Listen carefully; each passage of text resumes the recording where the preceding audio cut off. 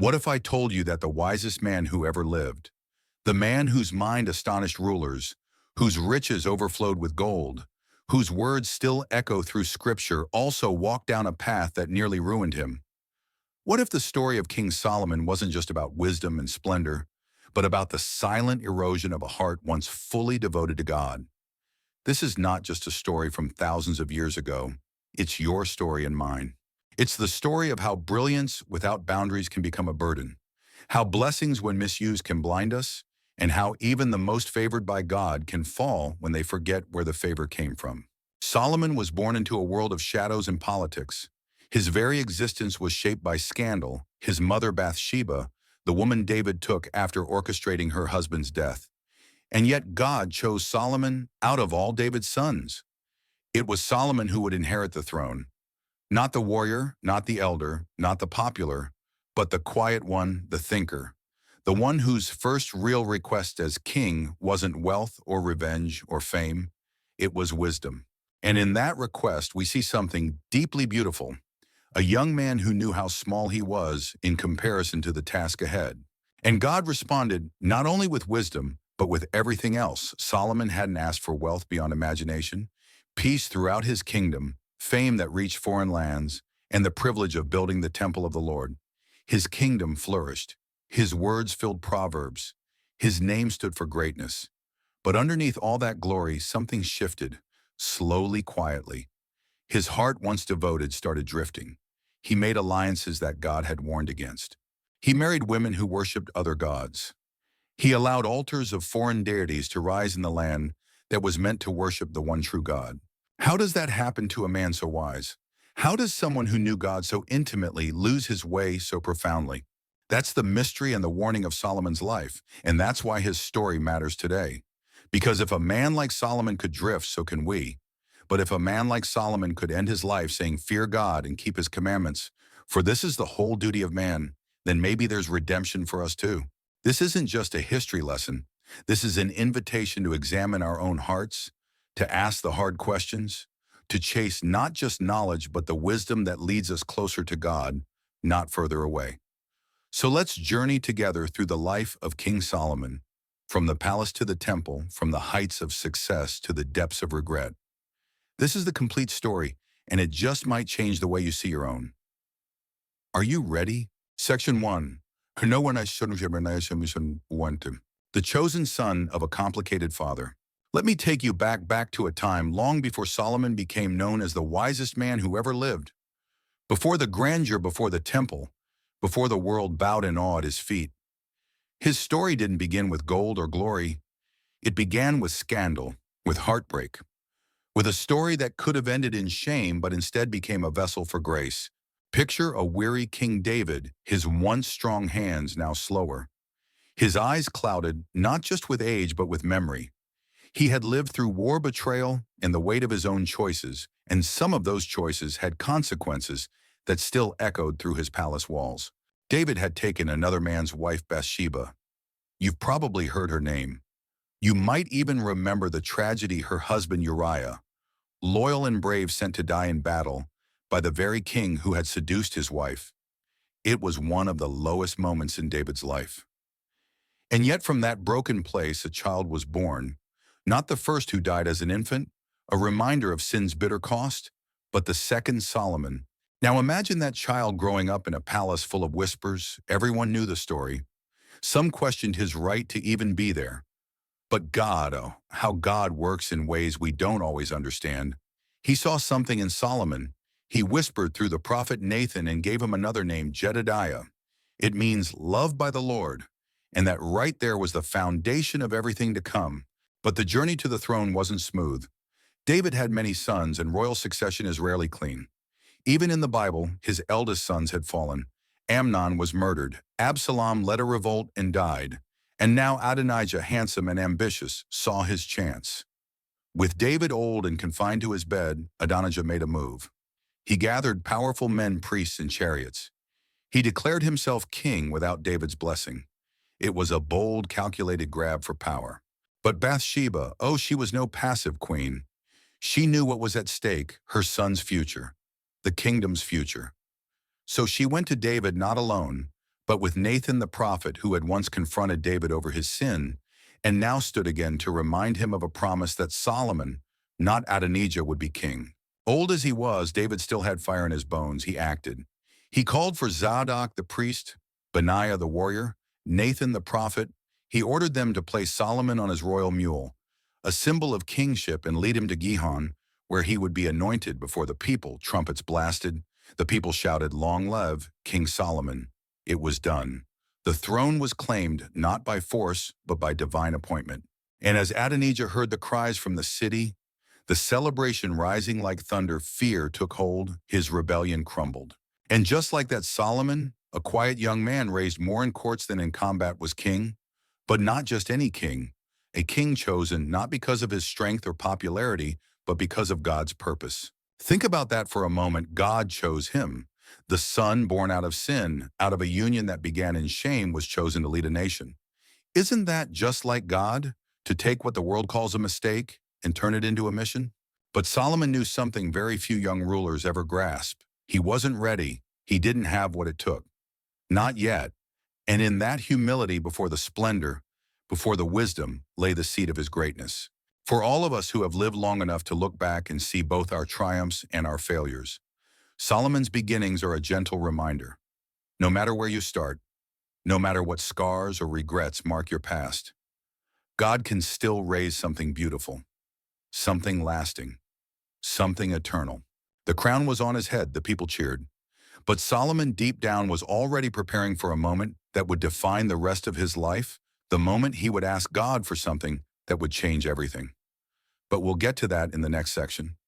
For now, let it settle in your heart. The way Solomon began wasn't perfect, but it was deeply human, and God met him there, just as he meets us still. Section 2. A young king's first prayer. Now that Solomon wore the crown, you might think he'd feel like a king, but the truth is, he didn't. Not at first. Imagine being in his sandals, a young man barely seasoned, sitting on the throne of a kingdom that had been built by the sweat, blood, and anointed leadership of his father David, the warrior poet, the shepherd king, the man after God's own heart. That's not an easy legacy to follow. He had the palace, the throne, the people's loyalty, and yet Solomon felt the weight of it all pressing down. You know that feeling, don't you? That moment when you've been given something great, a responsibility, a role, a family, a second chance, but deep inside you wonder, am I really ready for this? That was Solomon's heart. One night, something extraordinary happened. Solomon went to Gibeon to offer sacrifices. Gibeon wasn't the permanent place of worship, yet Jerusalem hadn't fully become the spiritual center, but it was sacred. It was there that the tabernacle of Moses still stood, and Solomon as king offered 1,000 burnt offerings on the altar. It wasn't for show, it was sincere. 1,000 sacrifices, 1,000 flames rising to heaven, 1,000 ways of saying, God, I need you. That night, God came to him in a dream. Now I want you to pause here with me. Try to picture that moment not just as something out of a dusty old Bible story, but as something real. A young king weary from the weight of new responsibility, his eyes heavy with sleep after worshiping into the night. And suddenly the God of the universe appears to him not with judgment, not with a list of demands, but with a question. Ask for whatever you want me to give you. What would you say if God asked you that? Health, riches, a long life, victory over your enemies. It's the kind of offer we dream of hearing, like a blank check from heaven. But Solomon's answer revealed something rare, something humble, something powerful. He didn't ask for power. He didn't ask for gold or revenge. He said, you have made your servant king in place of my father David, but I am only a little child and do not know how to carry out my duties. So give your servant a discerning heart to govern your people and to distinguish between right and wrong. That was it, a discerning heart, wisdom. And in that moment, heaven must have smiled. God was pleased, scripture tells us so. God saw the heart of a young man who didn't want to rule for the sake of pride or power. He wanted to rule well, to do right, to serve the people God had entrusted to him. So God gave him what he asked for and more. He promised Solomon not only wisdom like no man had ever seen before or would ever see again, but also wealth, honor, and a long life if he remained faithful. It was a promise with a condition, a reward tied to obedience. Now, you and I, we've lived long enough to know how rare that kind of prayer is. Most people ask God for things that benefit themselves, but Solomon asked for something that would help others. He asked for what would make him a better king, not a richer man. And God answered. In the years to come, that wisdom would become legendary. People would travel from distant lands just to sit in his presence and hear his judgments. But it all started here with one prayer, a prayer not born of fear or greed, but of humility. You see, Solomon didn't step into greatness overnight. He stepped into it with surrender. And isn't that how God often works? He looks not at our position, not at our titles or our past, but at the posture of our heart. He lifts up the humble. He answers the sincere. And he still listens today, just as he listened back then. So if you've ever felt overwhelmed by what's ahead, if you've ever asked yourself, how can I carry this? How can I lead my family, my children, my community? Remember Solomon. He didn't pretend to have it all figured out. He simply turned to God and asked for what mattered most. And God gave it, pressed down, shaken together, running over. That night in Gibeon wasn't just the beginning of Solomon's reign. It was the beginning of something sacred, a partnership between heaven and earth, a covenant between a king and his creator. And it reminds us that the first and greatest step in any journey of wisdom is the willingness to ask. Section 3. The wisdom that stunned the world. Now that Solomon had asked not for riches, not for power, but for wisdom, you might expect things to change gradually. But the very next story the Bible tells us about him is nothing short of extraordinary. It's the kind of story that folks still talk about today. It's not just a tale of intellect, it's a glimpse into how true God-given wisdom works. Let me tell you about the day as Solomon's wisdom was put to the test. Two women came before the young king, each holding a heartbreaking claim. They lived in the same house, they had each given birth around the same time. But during the night, one child had died. Now both women stood before Solomon, each insisting she was the mother of the living baby. There were no witnesses, no DNA tests, no family members to verify the truth. Just two desperate mothers, one child, and a nation watching what the new king would do. Can you feel the weight of that moment?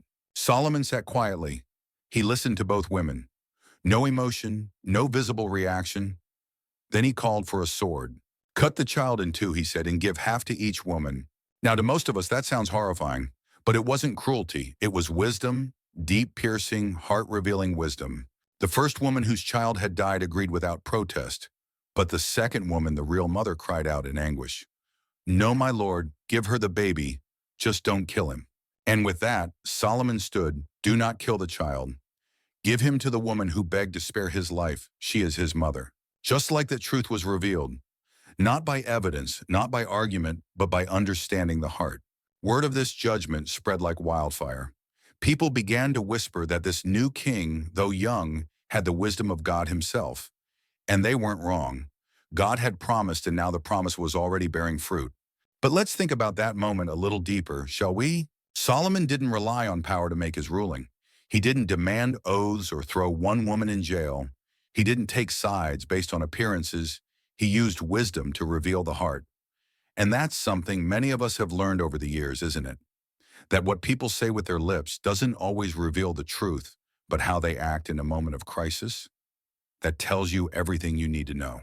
As Solomon's reign continued, that same kind of discernment shaped his leadership. He wasn't just wise in court rulings. He organized his kingdom with clarity. He assigned governors over regions to keep the peace and oversee provisions. He wrote thousands of proverbs, short, powerful sayings filled with truth.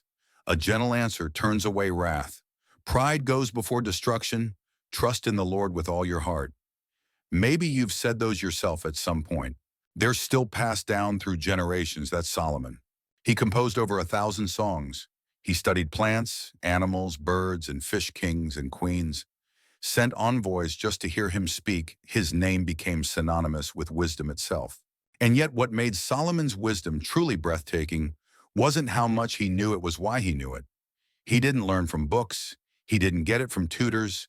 His wisdom came straight from God, poured out like anointing oil on a willing heart.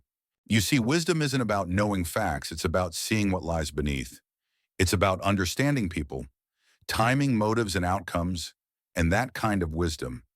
It only comes when you walk closely with the one who made people time and eternity. So let me ask you something. How many times in your own life have you faced a situation that needed more than logic, more than rules? Maybe it was with a child, a friend, a neighbor. Maybe you were in a position where both options looked right or both looked wrong, and all you could do was pray, wait, and discern. 8. That's what Solomon did. And the beauty is that kind of wisdom isn't just for kings. James 101:5 tells us, "If any of you lacks wisdom, let him ask of God, who gives generously to all without finding fault." That means you, that means me. That means any one of us who has lived long enough to know that knowledge can be loud, but wisdom is usually quiet, still certain. Solomon stunned the world, but he started by humbling himself before God. That's where all true wisdom begins. And in the years to come, that wisdom would shape not just court cases, but an entire nation. Israel would become a jewel among kingdoms, a golden era the people would talk about for centuries, but we'll get to that. For now, remember this, it only takes one moment of real wisdom to change everything. Just like Solomon did with one sword, one baby, and one cry of a mother's heart. Section 4. Builder of a nation, builder of a temple. Now we come to a part of Solomon's story that is so rich, so majestic, that even today its echoes can still be heard in ancient stones and sacred prayers. Because Solomon didn't just rule, well, he built a kingdom, he built cities, but above all, he built something his father David could only dream of: a house for the Lord, the temple. You see, David had longed to build it. Oh, how he longed to. But God had said no. David had been a man of war, a man of bloodshed, and though he was a man after God's own heart, the task of building the holy temple was to be passed on to his son. That would be Solomon's calling. And what a calling it was. Now let me paint you a picture. Solomon's kingdom was thriving. Peace had settled across the land. No major wars, no uprisings. Prosperity was blossoming like spring after a long winter. The people were well fed, the economy was strong, and nations from far and wide were sending gifts and envoys. Solomon had the wealth, the manpower, and most importantly, the divine permission to begin building. But Solomon didn't rush into it. No, he prepared just like many of us prepared for big things in life. A wedding, a first home, a new job. He planned for years. He gathered the finest materials, cedars from Lebanon, cut by expert craftsmen from Tyre. He amassed gold, silver, bronze, and precious stones. He organized tens of thousands of workers, stonecutters, masons, transporters, and artisans. And then in the 4th year of his reign, the building began. The temple wasn't just another structure. This wasn't about showing off. This was about building a sacred space where God's presence would dwell among his people. Every measurement was exact. Every material had meaning. The inner sanctuary, the most holy place, was overlaid with pure gold. Golden cherubim spread their wings from wall to wall. The walls were carved with palm trees and open flowers. Even the nails were gold. And when it was finished after 7 years of labor, it was unlike anything the world had seen. But the dedication of the temple, that was something else entirely. Solomon gathered the elders, the priests, and all the heads of the tribes. They brought the Ark of the Covenant, the very symbol of God's presence, and placed it in the most holy place. And as the priests withdrew, something miraculous happened. A cloud filled the temple. Not just any cloud. This was the Shekinah glory of God, a visible sign of his holy presence. It was so overwhelming that the priests couldn't even stand to minister. They had to leave. God had come to dwell among his people. And then Solomon prayed. Oh, what a prayer. He stood before the altar in front of the entire assembly of Israel and lifted his hands toward heaven. He praised God for keeping his promises to David. He asked that whenever the people sinned and turned back, that God would hear their prayers in that very place. He even prayed for the foreigner, the outsider, who came seeking the God of Israel, that their prayers too would be answered. He knew this place wasn't just about brick and stone. It was about access, a meeting point between heaven and earth, a bridge between man and his maker. When Solomon finished praying, fire came down from heaven and consumed the offerings on the altar, and the glory of the Lord filled the temple again. The people fell on their faces, overwhelmed, and worshipped. It was without question the high point of Solomon's reign. Now, if you're like me, you've probably seen a few buildings go up in your lifetime. Maybe you helped build a home. Maybe you helped build a church. Maybe you built a family from the ground up. But none of it compares to what Solomon did in Jerusalem. He didn't just build with his hands, he built with reverence, with a heart tuned to the presence of God. And because of that, the temple became more than a building. It became a symbol of God's desire to dwell among his people, a promise in stone and gold. And yet, even in the glory of that moment, there was a quiet warning. After the celebration, after the sacrifices, after the songs, the Lord appeared to Solomon again, just as he had years before in Gibeon, and he said something sobering. I have heard your prayer, but if you or your descendants turn away and serve other gods, this house will become a heap of ruins. God was pleased, but he also reminded Solomon the blessing would last only if the people remained faithful. Obedience would be the cement that held the future together. Now I want you to let that sit with you, because many of us here, we know what it means to work hard to build something beautiful, to dedicate it to God, and yet also feel the burden of making sure it lasts, of staying true when it's easy to drift, of remembering the one who made the blessing possible. Solomon had built a masterpiece, a temple that would be remembered for generations, a place where heaven touched earth, and yet the story wasn't over. Because even a masterpiece can be lost if the heart behind it forgets who it was built for. We'll get to that part of the story soon. But for now, let us hold this picture in our minds: a young king, a holy temple, the fire of heaven, and the God who still calls us to build with reverence, faith, and awe. Section 5. A kingdom at its peak.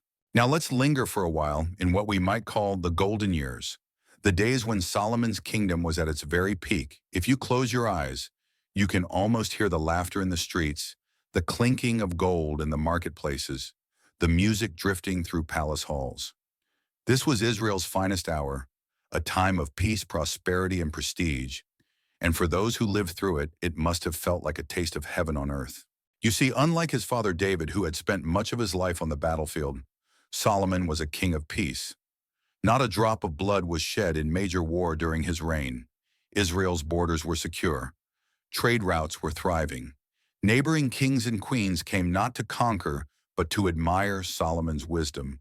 Wealth and leadership had made Israel a shining jewel among the nations. And oh, the wealth, it poured in like a river after a storm. Gold became so common in Jerusalem that silver was considered almost worthless. Every year, Solomon received hundreds of talents of gold, not just from taxes, but from international tribute ships. He had commissioned brought in treasures from far-off lands, ivory apes, peacocks, rare wood spices, and precious stones. He built not just the temple, but cities, armories, fortresses, palaces. One of his most famous homes, the House of the Forest of Lebanon, was so grand it was said to have taken over a decade to build. Massive cedar columns lined the halls like walking through a forest. Shields of gold adorned the walls. Everything reflected the wealth and power of a man whom God had richly blessed. But it wasn't just Solomon's kingdom that was rich. The man himself was a walking treasure. His intellect, his curiosity, his poetic voice. Solomon wasn't just a ruler, he was a philosopher, a scientist, a writer. He penned over 3,000 proverbs and 1,005 songs. He wrote about nature, animals, birds, fish, trees, both the towering cedars of Lebanon and the tiny hyssop growing in cracks along stone walls. His mind saw the grand and the minute alike, and all of it testified to the order and wonder of God's creation. And that brings us to one of the most famous visitors in his lifetime, the Queen of Sheba. Now, we don't know exactly where she came from. Some say Ethiopia, others suggest southern Arabia, but wherever it was, she had heard of Solomon's fame, and she didn't believe it. Not until she saw it for herself. She arrived with a grand entourage bearing spices, gold, and gems in abundance. She came not just for trade, but to test him, to ask questions no ordinary man could answer. And Solomon, he answered every one. She was overwhelmed. She saw the food on his table, the way his officials were dressed, how his servants moved, how worship was conducted in the temple he had built. She saw order, peace, beauty, wisdom in motion. And then she said something remarkable. The report I heard in my own country about your achievements and your wisdom is true. But I did not believe these things until I came and saw with my own eyes. Indeed, not even half was told me. What a statement, not even half. Now that's something, isn't it? How many times have we heard about something that seemed too good to be true only to be disappointed when we saw it ourselves? But Solomon's kingdom, it was even better than the stories, even grander than the legends. And for a time, it must have seemed like it would never end. A world of peace. A people blessed, a king wise beyond his years, a God who had fulfilled his promises. But even here in the glow of Solomon's success, a few shadows lingered. Because while Solomon was busy expanding his influence, he also began expanding something else, his personal alliances. Through marriage, hundreds of marriages, most were political, of course. Common practice in those days, a wife from Egypt, a wife from Moab, a wife from Ammon, Edom.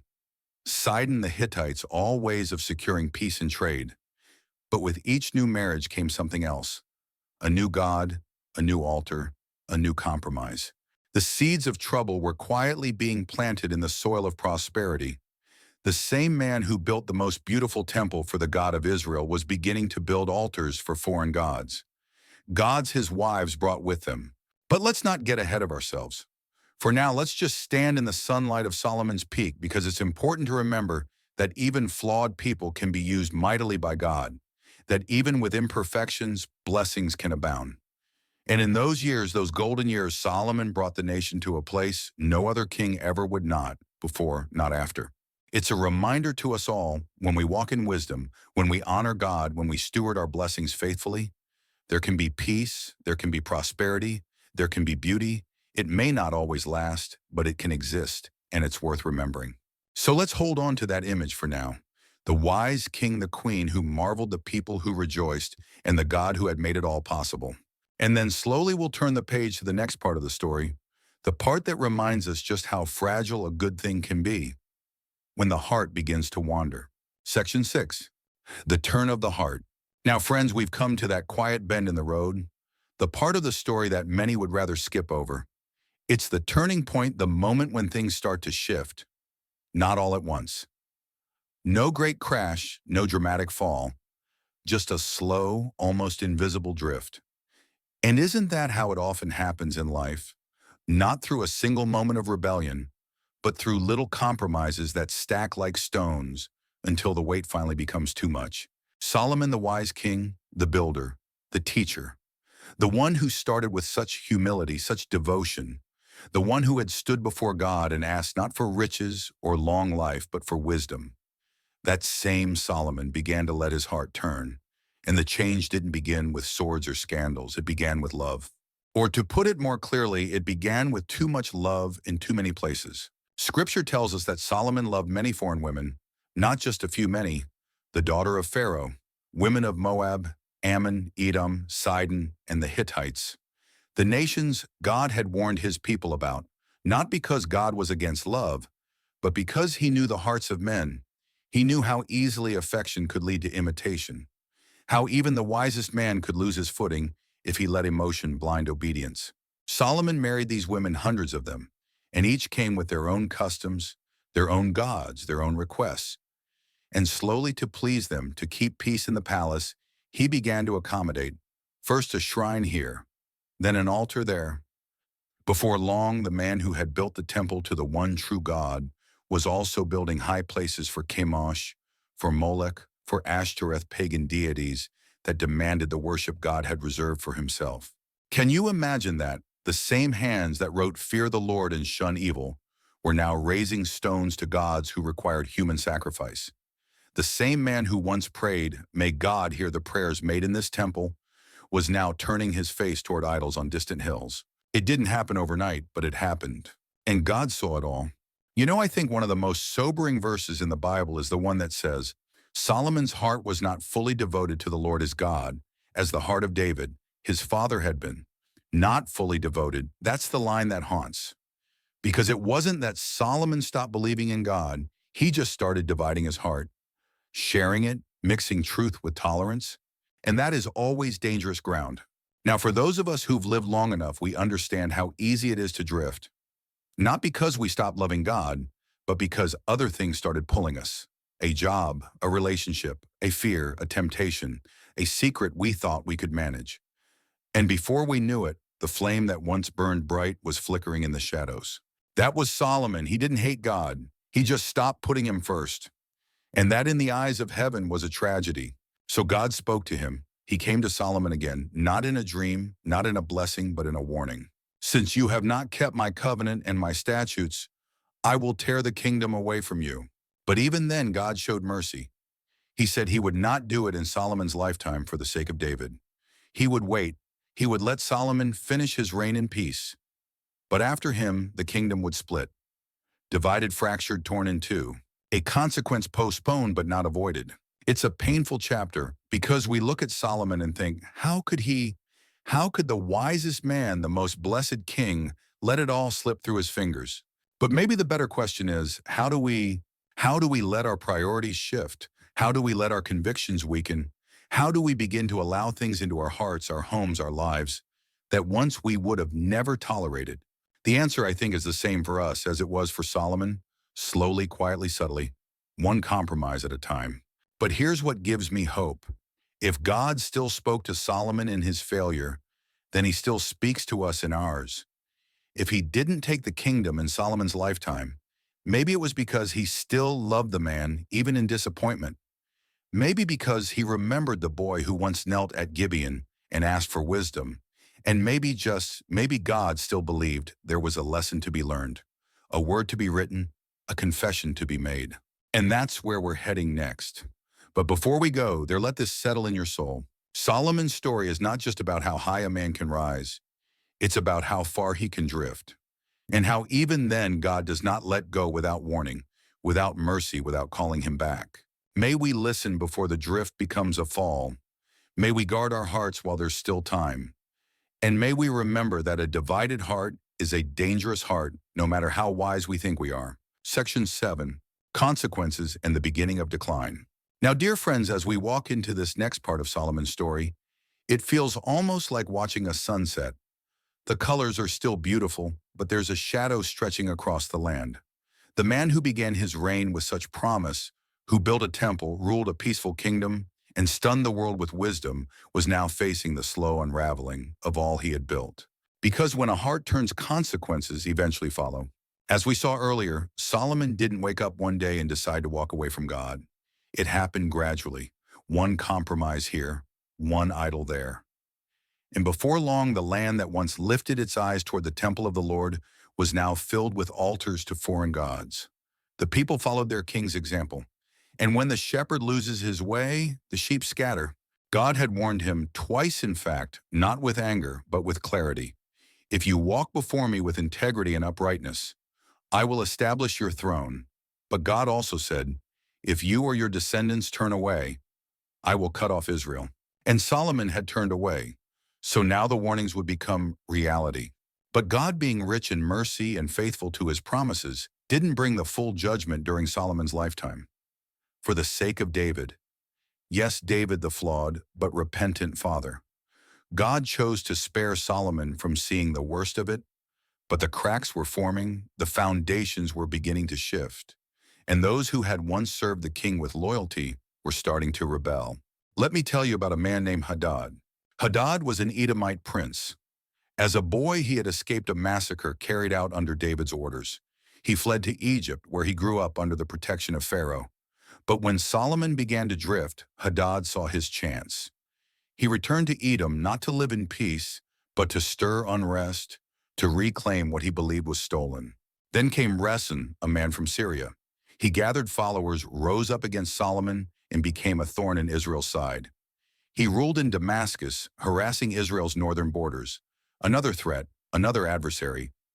These weren't full-blown wars yet, but they were signs, warning lights blinking on the dashboard of a kingdom once filled with peace. And then there was Jeroboam. Jeroboam, a name you'll want to remember. He was one of Solomon's own officials, a man from the tribe of Ephraim. Hard-working, ambitious, charismatic Solomon saw his potential and put him in charge of the labor force from the tribes of Joseph. But Jeroboam wasn't just a manager, he was a man being watched by heaven. One day the prophet Ahijah approached him alone in a field. He took off his new cloak, tore it into 12 pieces, and handed Jeroboam 10. Take 10 pieces, the prophet said, for this is what the Lord says. I am going to tear the kingdom out of Solomon's hand and give you 10 tribes. It was done. The line had been drawn. God would leave one tribe for the sake of David and Jerusalem, but the rest would be given to someone else. When Solomon heard what had happened, he tried to kill Jeroboam, but Jeroboam fled to Egypt, seeking refuge just as Hadad had once done. The pattern was repeating. And this, my friends, is where we need to pause and reflect. Because what we're seeing here isn't just the political breakdown of a kingdom, it's the unraveling of legacy, the consequences of compromise, the result of a divided heart. Solomon had spent decades building, but in the final stretch of his life, he began watching cracks form along the very walls he had once raised. And perhaps that's one of the most sobering truths for anyone who's lived a long life. You can build something beautiful, meaningful, lasting, but it still must be guarded, it still must be maintained, and above all, it must remain rooted in obedience to God, because success without faithfulness is fragile. What's also important to notice here is the mercy tucked inside the judgment. God could have torn everything away, but he left one tribe. He could have struck down Solomon instantly, but he let him finish his reign. Why? Because even in discipline, God honors his word. He remembered his covenant with David. And he gave Solomon space, perhaps, space to repent, to reflect, to write, and write he did. In the later years of his life, Solomon would pen words that sound very different from the bold wisdom of his youth. Words we'll explore in the next section. Words that speak of weariness, regret, longing, and ultimately a deeper kind of wisdom, the kind that only comes after the fire, after the loss, after the humbling. But before we move on, let this settle in your heart. No one. No one is too wise, too powerful, or too blessed to fall. But no one is ever beyond the reach of grace either. Solomon's kingdom may have started to crack, but the God who called him still watched, still waited, still loved. And maybe Solomon began to remember the boy he once was. The boy who knelt in Gibeon and said, I am only a child. Give me wisdom. Because sometimes in the quiet decline of life, we rediscover the prayer we should have never stopped praying. Section 8. Ecclesiastes, a confession in the end. Now, my dear friends, we come to a softer, quieter place in Solomon's story. The palace is still standing. The gold still glitters. The kingdom hasn't yet split, but the man who once stood tall among kings is now stooped with time. His beard is white. His steps are slower. The applause has faded, and it's here in the stillness of old age that Solomon begins to write again. But this time his words are not filled with the certainty of Proverbs or the love songs of youth. No, these are the words of a man who has seen much, done much, and finally realizes how hollow life can feel without God at the center. This is Ecclesiastes, and it opens with a line that to this day still startles the soul. Meaningless, meaningless, everything is meaningless, huh? Can you imagine the great king, the man who had it all, wisdom, power, wealth, women, knowledge, declaring that it was all a vapor, a chasing after the wind, that nothing under the sun could truly satisfy? That's not the voice of a man who lacks success. That's the voice of a man who tasted everything life could offer and found it empty when pursued without reverence for the Lord. Solomon begins to reflect on his life with brutal honesty. He writes of pleasure, how he sought it through laughter, through wine, through the building of great projects, gardens, parks, and reservoirs. He acquired slaves, herds, flocks, singers, and concubines. He had more than anyone before him in Jerusalem. And yet he says, yet when I surveyed all that my hands had done, everything was meaningless. Do you feel the weight of that? It's a confession, a deep, aching admission from a man who had reached the summit of every worldly ambition, only to discover that the summit was quiet, cold, and unsatisfying. Many of us, as we get older, know something of what Solomon is expressing, not necessarily because we've had palaces or riches, but because we've lived long enough to see what matters and what doesn't. We've seen money come and go. We've watched careers rise and fall. We've buried loved ones. We've sat alone in quiet rooms where yesterday's noise no longer lingers. And like Solomon, we begin to understand life is fleeting. But here's what makes Ecclesiastes so powerful. It doesn't end in despair. No, Solomon doesn't just write to mourn. He writes to awaken, to draw our eyes above the sun, where true meaning lives. He says there is a time for everything and a season for every activity under the heavens. You've probably heard those words before. A time to be born and a time to die. A time to plant and a time to uproot. A time to mourn and a time to dance. He doesn't deny the beauty of life, but he places it in perspective. Everything has its season. Everything fades. And because it does, the only thing that remains truly meaningful is what's eternal. That's why he ends with a sentence so simple yet so profound, it ought to be carved into our hearts. Fear God and keep his commandments, for this is the whole duty of man. Isn't that something? After everything, after all the wisdom, the wealth, the women, the wandering, he boils it down to this reverence and obedience. That's the whole duty of man. Now, that's not the kind of lesson you learn in youth. That's the kind of truth that comes after life has humbled you, after years have weathered your strength, after the applause has stopped, and you're left with nothing but you and God. And for Solomon, I believe Ecclesiastes was more than a book. It was a confession, a final act of honesty, a message to all who would come after him. Don't make the same mistake. Don't chase the wind. Don't waste your life on things that sparkle but don't satisfy. He wasn't bitter. He wasn't cynical. He was wise in a new way, a way that only comes when you've known both glory and grief. If you've ever looked back over your life and thought, I could have done things differently, then you understand Solomon. If you've ever wished you had held tighter to God and looser to everything else, then you've walked in his shoes. And if at this stage of your life you find yourself yearning not for more, but for meaning, then Solomon's final words are for you. Fear God, keep his commandments, walk in reverence, live in obedience. That is the whole duty of man. And let me tell you, that's not a small thing. That's not second best. That's everything. Solomon spent a lifetime climbing every mountain the world had to offer. And in the end, he discovered that the view that mattered most wasn't at the top, but at the feet of the one who made the mountains in the first place. So if you've been chasing wind, if you've been measuring life by what you own or how others see you, maybe today is the day to stop, to breathe, to return. Because like Solomon, you still have time to finish well. And finishing well, that's one of the greatest gifts we can give to ourselves, to those we love, and to the God who has never once stopped watching over our lives. Section 9. What we learn from Solomon. Now, as we begin to close this long and winding chapter of Solomon's life, we stand looking over a story that's as grand as any tale ever told. A young man who asked for wisdom. A king who built one of the most magnificent temples the world has ever seen. A ruler who brought peace and prosperity to a nation, and yet also a man who drifted, who compromised, who lived long enough to look back on his life and whisper, I chase the wind. You and I, we've lived enough years to know what that means. We know the ache of looking back. We know what it feels like to wonder if we used our time. Well, if we build our lives on the things that really matter. Solomon's story in that way becomes more than a biography, it becomes a mirror.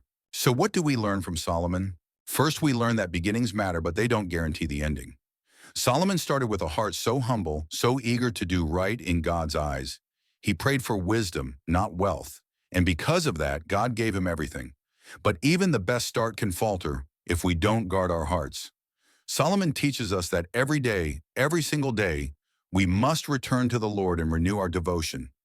Wisdom is not a one-time gift. It must be nurtured, protected, and lived out. Second, we learn that blessings can become burdens if we forget their source. Think about it. Solomon was blessed beyond measure. Wealth, fame, influence, it all came pouring in. And yet those very blessings became the distractions that pulled his heart away. It wasn't the troubles of life that ruined him. It was comfort. That's a lesson we don't often hear. Sometimes the real test of faith isn't hardship, it's ease. Third, we learn that no amount of success can substitute for obedience. Solomon built the temple. He ruled justly, he wrote scripture. But when he started allowing idols into his life, when he began to bow, not just physically, but spiritually to the gods of his wives, everything changed. The peace began to unravel, enemies returned, division crept in. God doesn't weigh our legacy by how high we climb, but by how close we stay. But perhaps most important of all, we learn this: it's never too late to speak the truth, to reflect, to repent, to pass on wisdom, even if it comes from a place of regret, because that's what Solomon did. He didn't die denying his failures. He wrote Ecclesiastes. He told the truth. He peeled back the glitter and said, don't be fooled. I had it all. And without God, it meant nothing. That's not weakness. That's courage. That's a man choosing honesty over pride. And if you've ever felt like it's too late for you, that you've made too many mistakes, that you're too old to change course, hear this. Solomon proves that as long as you still draw breath, your life can be a lesson, your voice can be a gift, your story can still lead someone else home. Isn't that something? We also see the legacy of influence, how one life affects generations. After Solomon, his son Rehoboam would sit on the throne, but the kingdom would split under his rule. 10 tribes would break away just as God had said. The cost of Solomon's drift would be paid in full by his children and his children's children. That's a sober truth, but it's one we need to hear. Because whether we realize it or not, our decisions ripple outward. The way we walk with God or don't will shape the paths of those who come after us. And the most powerful inheritance we can leave isn't moneyland or a name. It's faith, it's wisdom, it's a life lived in such a way that our children and grandchildren see something real and lasting and want it for themselves.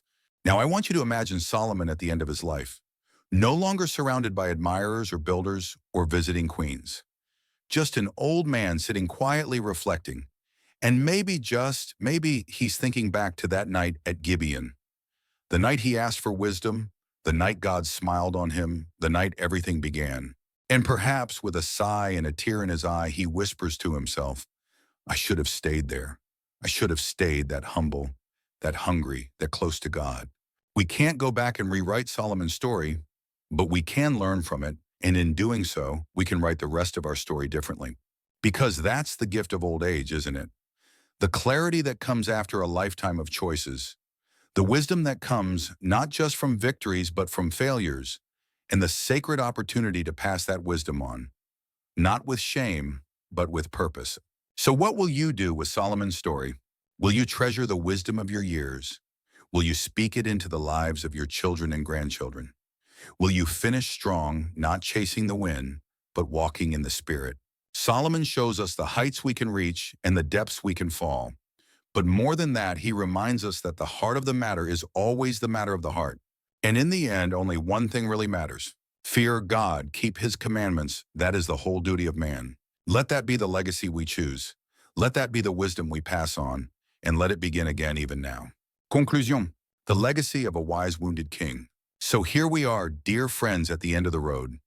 We've walked with Solomon from his birth in the quiet aftermath of scandal to the heights of glory as king, through the corridors of his majestic temple, and finally into the solitude of his old age, where a crown weighed heavier than gold ever could. And now as we sit and reflect together, we must ask what remains, because that's what we all want to know, isn't it? When the years have rolled on and the voices have quieted and the work of our hands begins to fade with time, what is left of a life? Solomon's story gives us both a warning and a gift. Let's start with the warning. Solomon had everything. If ever there was a man who tasted all the riches of this world, it was him. Palaces filled with treasure ships arriving with exotic cargo. The laughter of courtiers and queens echoing in his marble halls. He had knowledge, influence, beauty, music, and the kind of international respect that would make even modern leaders jealous. And yet, none of it protected him from himself. You see, wisdom, as divine as it is, doesn't insulate us from temptation. Knowing what is right does not guarantee that we will do what is right. That's the painful irony of Solomon's life. The man who taught others how to live well struggled to finish well himself. And that's the sobering truth for all of us, isn't it? We've lived long enough to see it in others and maybe even in ourselves. Good people, kind, faithful, capable people drifting, not because they wanted to fall, but because they stopped watching their step, because life got easy or complicated or both. Solomon reminds us that you can start with a heart full of God and still end up far from him if you stop tending to that heart daily, if you let it get distracted. Divided, hardened. But his story isn't all warning. No, there's a gift too, because God didn't leave Solomon in the dark. Even in his failings, God gave him something beautiful, the clarity of reflection, the courage to write honestly. And through that writing, Solomon gave us Ecclesiastes, a treasure chest of spiritual wisdom that only an old man with a weathered heart could pen. He could have stayed silent, covered up his mistakes, lived out his days pretending he was still the man from his youth. But he didn't. Instead, he told the truth. He told us that pleasure fades, that riches rust, that the mind grows tired, that time passes quickly, that everything under the sun is temporary. And he pointed us to something better, someone better. The God who gives life its meaning, the one who remains when kingdoms fall, when beauty fades, and when even the wisest among us feel lost. He said, remember your Creator in the days of your youth before the days of trouble come. And for those of us beyond our youth, he says, fear God and keep his commandments. Not because God is harsh, but because he's holy and because he's the only source of truth and peace we'll ever find. So what do we take away from all this? We take away this: it is not too late to finish well. It is not too late to come back to the humility of Gibeon, where Solomon first asked for wisdom with trembling hands. It is not too late to return to the simple obedience that once pleased God more than any temple. It is not too late to tell our children, our grandchildren the truth, not just about our triumphs, but about our trials, our regrets, our returns. You and I, we may not wear a crown. We may not sit on a throne, but we are kings and queens in our own right, in the legacies we leave and the wisdom we share in the lives we touch every single day. And like Solomon, we can choose what kind of ending we write. We can choose to pass on more than possessions. We can pass on faith. We can be the ones who say, learn from me. I've walked long enough to see what matters, and I want you to live better, love deeper, walk closer with God than I ever did. And that, my friends, may be the most powerful legacy of all. So let the story of Solomon be more than history. Let it be a call to wisdom, to reflection, to humility, to reverence. Because one day we'll all stand before the same God Solomon once knelt before. And when we do, may he say to us not, you built great things, or you achieved much, but simply, well done, good and faithful servant. That is the true reward, that is the ending worth living for.